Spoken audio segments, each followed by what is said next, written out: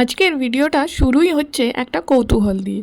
কাল বাজার থেকে আনা সেই পিঙ্ক রঙের মাছটা আজ অবশেষে রান্না হবে। অনলাইনে একটু ঘেঁটে দেখলাম এই গোলাপি মাছটার নাম হচ্ছে রানী মাছ। নাম জানার পর থেকেই মাছটা যেন একটু আপন হয়ে গেল।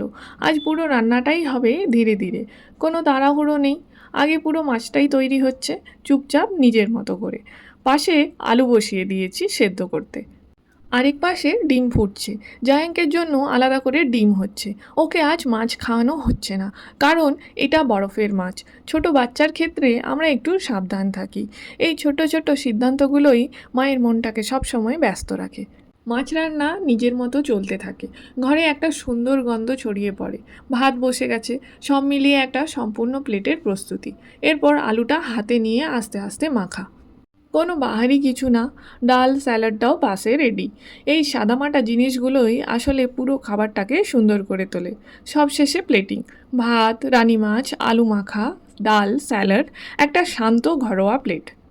এবার আসল প্রশ্ন, এই নাম না জানা মাছটা খেতে কেমন? সত্যি বলতে স্বাদে খুবই ভালো, একদম হালকা, খেতেও আরামদায়ক। সৌরভ খেয়েই বলে ফেললো এটা আবার আনবো। খেতে সত্যিই ভালো।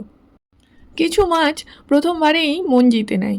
রানী মাছ আজ ঠিক সেটাই করলো। আজকের এই খাবারটা শুধু একটা রান্না নয়, একটা ছোট গল্প।